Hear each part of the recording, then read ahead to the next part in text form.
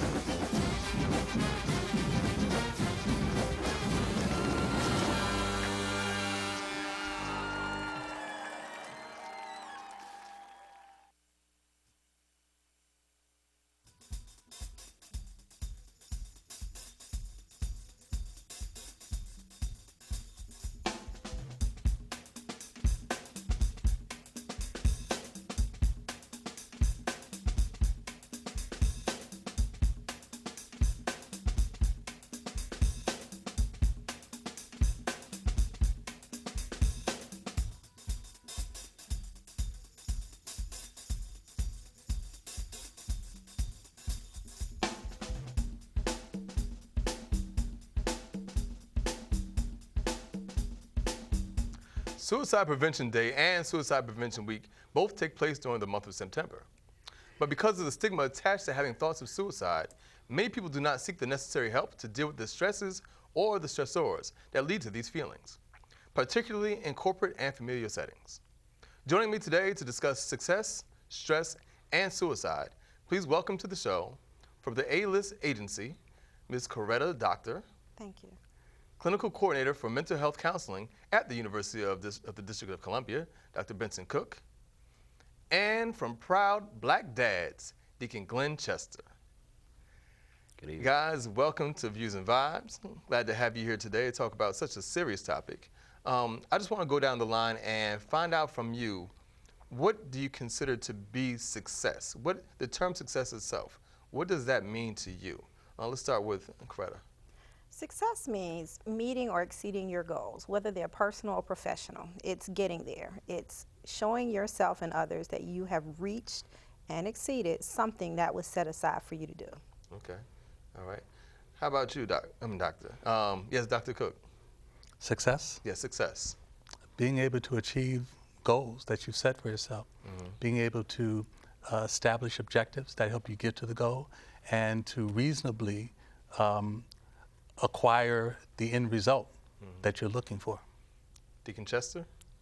Well, that margin of success for me has changed over the years. When I was in college, you were taught to plan out your life and work towards those goals to succeed. And, well, during the course of things, I gained a family. And it seems to me at this point in my life, it's so important for me to work towards their success, to give them the tools necessary to be independent and self-sufficient. So their success means your success. It does to me at this point in my life. And that's what I want to actually get into more so when you talk about achieving those goals. You know, how do those goals shift? Because at certain points in our life, you know, we look at success being material things. You know, we know that we've reached a particular pinnacle of success by what we've been able to obtain with that success. But as we grow older, the material things kind of fade away and success changes. And so how has success changed for you, you know, as you've grown up and gained a little bit more knowledge of yourself and your surroundings? Dr. Cooke. I think it's important to be mindful of the idea that initially our thoughts about success are shaped by what we are being told by our parents, by our guardians, the loved ones. You know, I want you to go to school and do this. I want you to get a job and make this. I want you to go out in the community and connect with these people for this reason. As we do that, we begin to decide as we grow older developmentally for ourselves what we like and what we don't like. And from what we like, we determine what will work best in helping us to be all that we can be.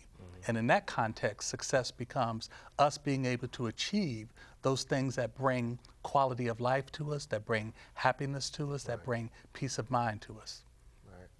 So considering that you guys come from very different backgrounds, you know, we're talking about corporate America, family and the church, and academia. How do your backgrounds inform what you consider to be success and what you're looking to achieve within those particular areas. Deacon Chester. Well, I'm glad you brought that up. As I've grown in the church, it has given me a better focus on what true success is.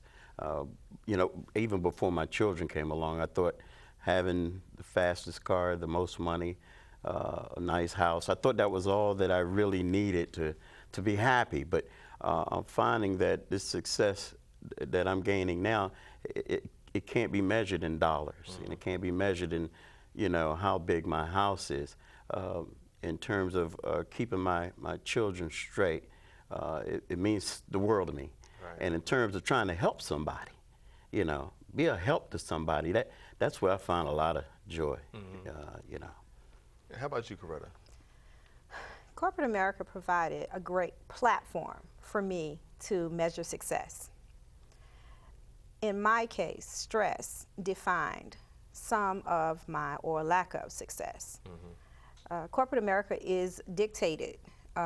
It tells you what you will do to achieve certain levels of experience, skill sets, and things like that. But when you personally take a look back at who you are and where you fit into the bigger picture, you get lost. So I would say that a corporate structure does just that, provides you with a platform to be corporately structured. It doesn't allow you to acknowledge your own personal stresses as much as you should, because you get lost in those things. So the platform is there, but you have to be careful how to let the given be useful to you. Is the fulfillment there? The fulfillment that you would usually feel from gaining a particular level of success. Do you fulfill within that corporate setting? I think in the beginning you do. I have been working for 24 years in the same career field, which is procurement, government procurement, managing money for a number of projects. What happens is you feel fulfilled when you at the end of the day and your job is done and you receive that check. But when you look back on the time away from family, the time given to the job, the time that you really didn't, some people know how to manage it. I didn't. I did not know how to manage it, and I got lost in it. I was hiding behind the success to cover up for things that were missing in my personal life. And therefore, fast forward 24 years later, I crashed. Right.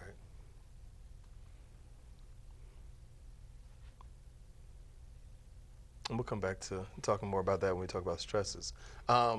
Dr. Cooke, for you, you know, how does academia, success in academia, how does that, how do you see that? And also from the mental health standpoint, when you're talking about particular clients that you may work with, you know, and seeing how different levels of mental health issues may affect people's views of success. In answering that, I want to kind of touch on the point that Corretta Doctor was making, because I think it's important. Early on, I think many of us define who we are by what we do. We define how successful we are by how accomplished we become in what we do. The challenge is that may not necessarily be who we really are. Right. And then having to transition from what we thought we were to who we really are requires us really looking inside. So having an environment that really helps to support that becomes really important. When you don't have that, it creates a lot of confusion. And a lot of times people feel locked in to what it is that they want to do. So as a professor, I find myself in classrooms with undergraduate and graduate, more so graduate now, in the counseling program, working with students who are still defining what it is they want to do and who they are. One of the things that we emphasize is that if this is the work you want to do, you yourself have to partake in the very thing you are training to help other people with. Right. Because it provides a window or a door of opportunity for you to discover who you really are. And that's a big part of what life is discovering who we really are. One of the things that, for me, was helpful was having a mother who constantly reminded me, you know, God loves you and I love you. And part of her message was very closely linked to the words of the great theologian Howard Thurman, who said that we're really spiritual beings on a human journey, not human beings on a spiritual journey. So as such, there is a lesson that we are here to learn about who and what we really are. And as we connect with that and begin to evolve into who we really are, the choices that we make really kind of determine levels of success. Right. So for some, the level of success may be, I'm going to do really good in school. I'm going to get my associate's degree. I'm going to get my baccalaureate degree. I'm going to get my master's degree. I'm going to get my doctorate degree. I'm going to marry somebody who's going to, Right. you know, make me feel good. And then they accomplish all of that, and then they're stuck. And they realize it's Because- not what they thought it was going to be. Yeah, they've defined themselves by the things Right. and not by who and what they really are. Exactly. And so then becomes this journey that is experienced through not having the jobs that they really want, even though they may have the degrees, not having the marriage that they really want, because they were looking for someone whom they were told would be ideal in helping them to be successful, Right. but it's not really who helps them feel at peace, who helps them value the things that are important to them. Right. And so what we're going to do, we actually have to go to a break, but when we come back, we're going to take a look at how those views on success can lead to more stresses in our life. So stick around, we'll be right back after this.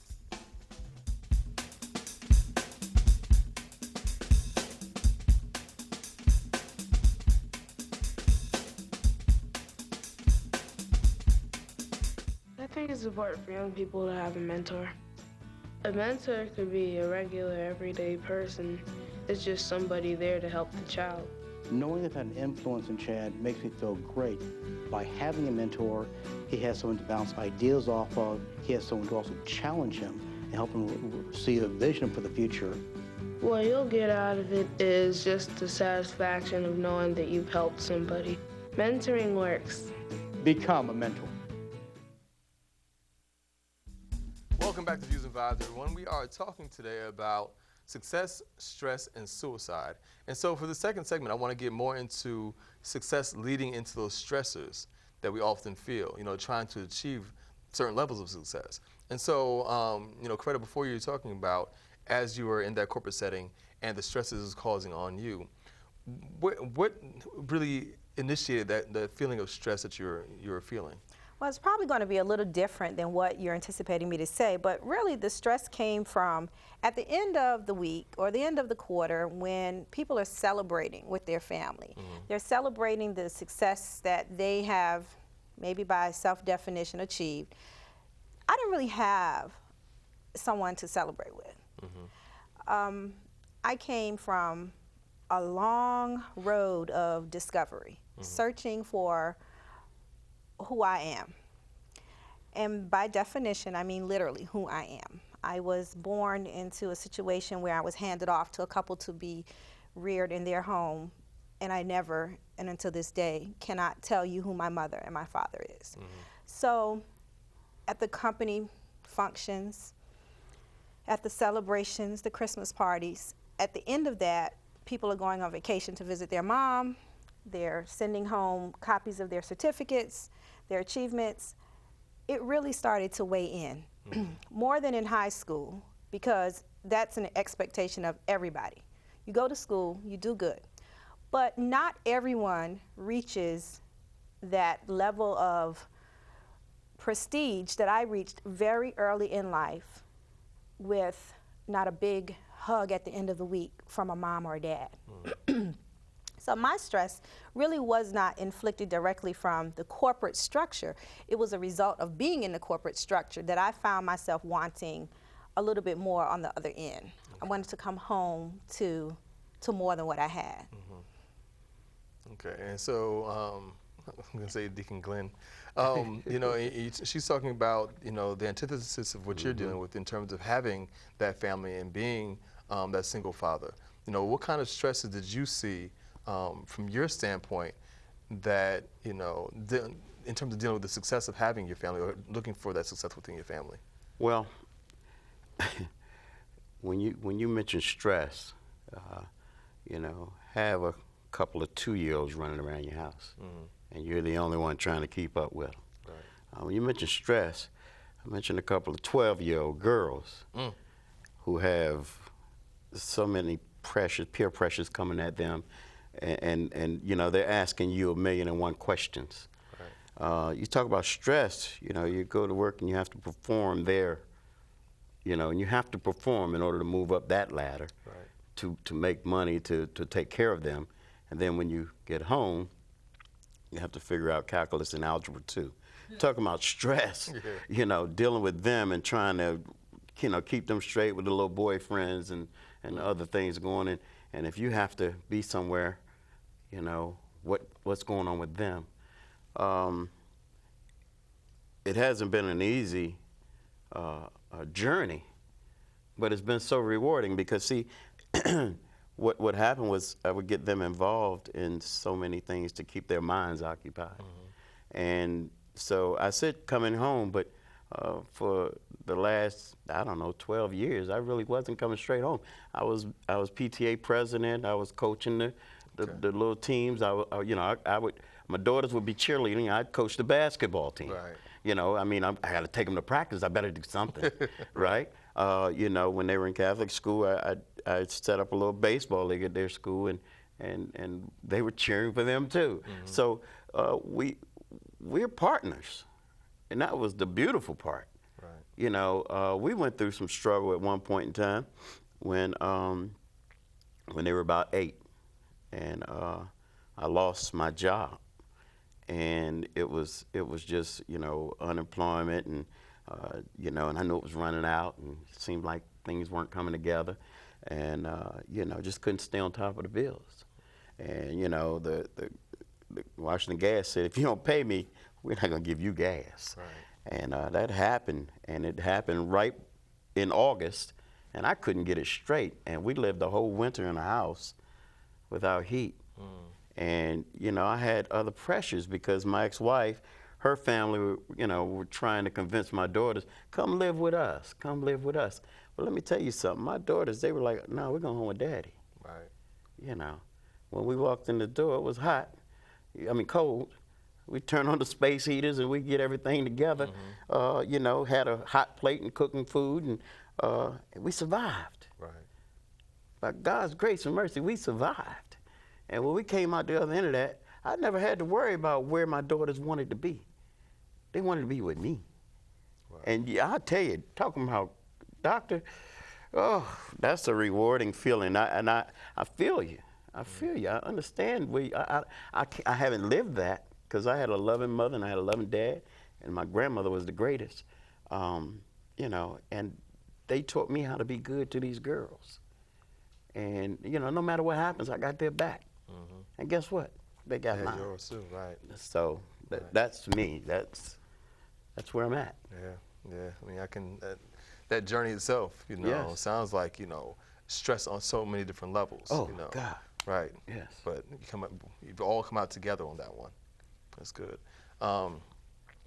Dr. Cooke. Yeah. You know, I don't even know where to take it from there. Right. Well, it's like you have somewhere you want to go with it already. You know you're ready. Looking at levels of survival. Right. One, looking at levels of survival in having support systems. The other, lessons of survival around being able to manage situations that impact one's quality of life based upon financial survival. Right. The thing about stress is you have good stress and bad stress. Right. The good stress is the survival instinct that kicks in that keeps us safe in terms of a fight or flight response to a situation that is dangerous. But when the perceptions of that same kind of danger persist to the extent that it goes beyond what is needed in order to survive, we might burn out, we might become emotionally overwhelmed to the point that it impacts a positive quality of life, leading to a negative quality of life. And that is distress. That is where we begin to see all of the signs and symptoms that might lead us to seek psychological or medical care. So in that context, I think it's really important that when one is beginning to feel that way, that one recognizes that there are support systems.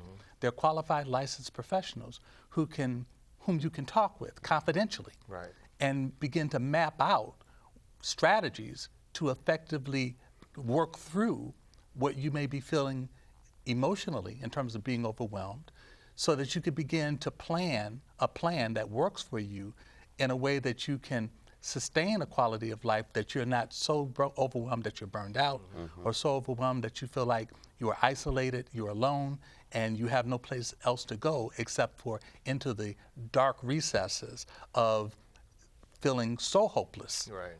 that it might lead to thoughts of what we would refer to as suicidal ideation. Yeah. Yeah.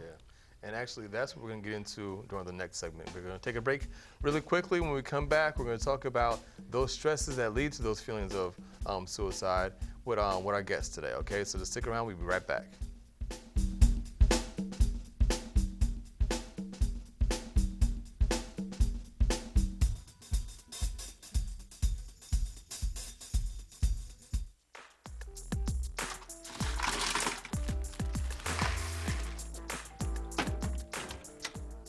Thank you.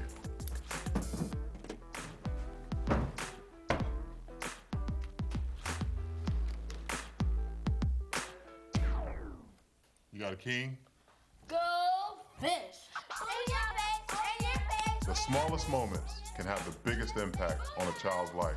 Take time to be a dad today.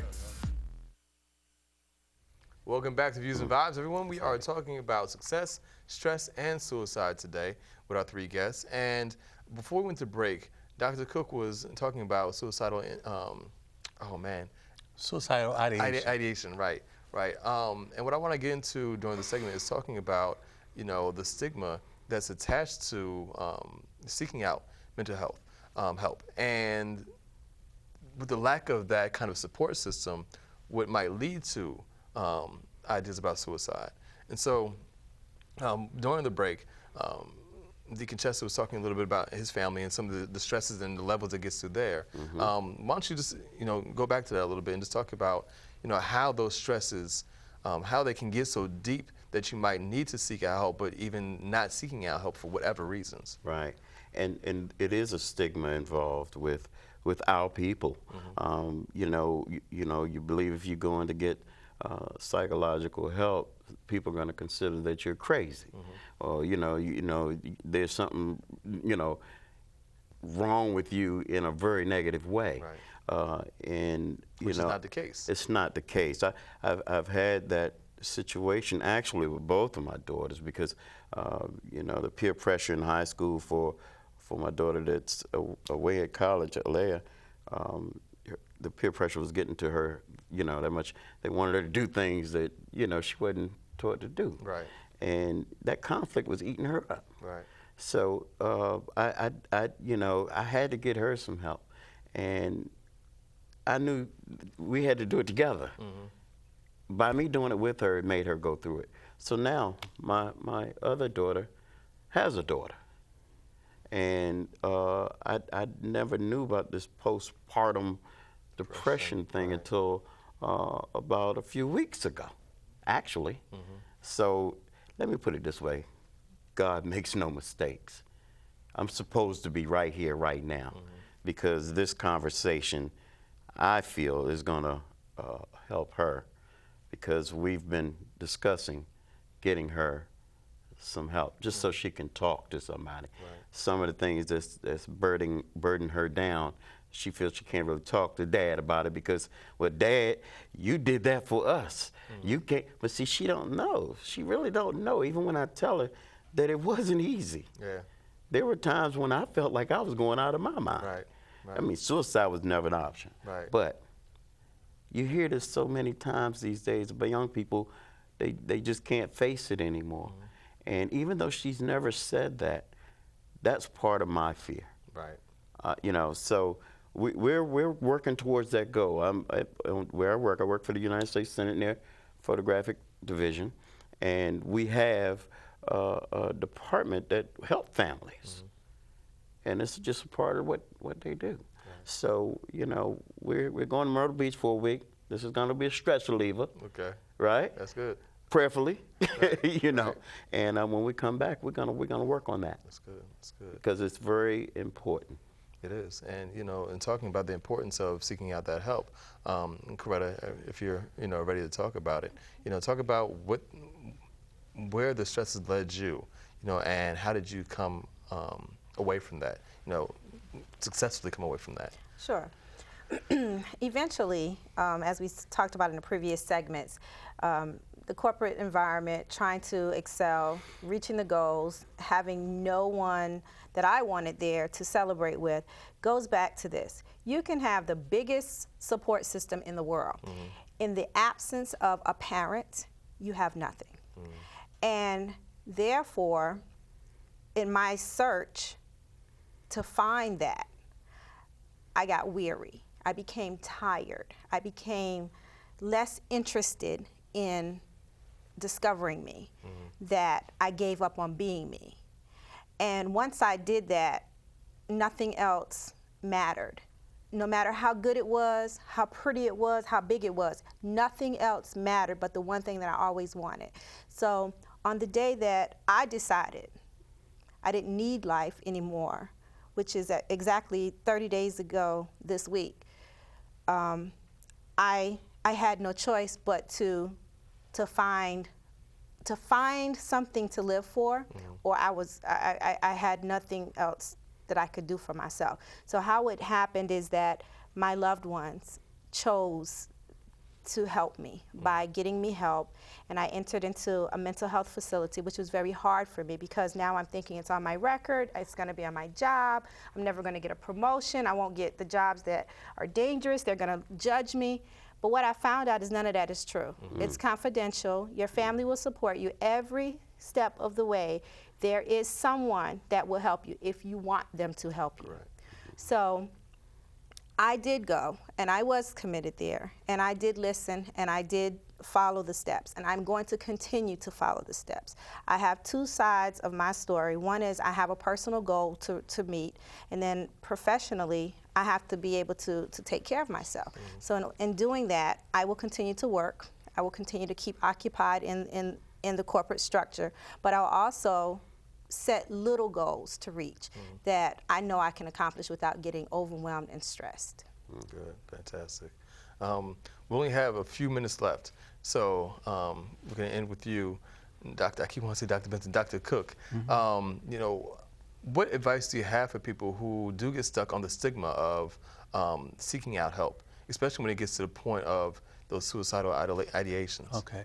Because we have a limited time, I want to make a reference to a resource that I think can be very helpful. Okay. In 2013, I was able to co-author a book titled All About Depression with Dr. Schuyler Webb. It's published by Kendall Hunt Publishing Company.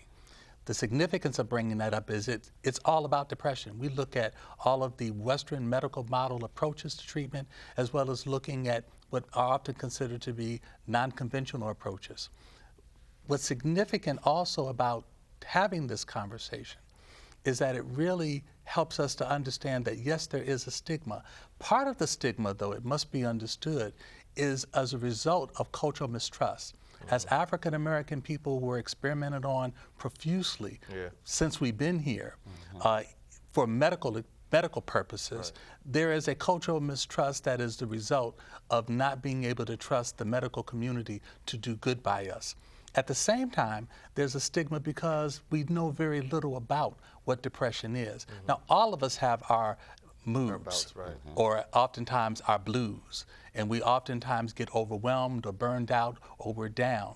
What's important to keep in mind about depression is that it's where the issues persist over an extended period of time, negatively impacting the quality of life.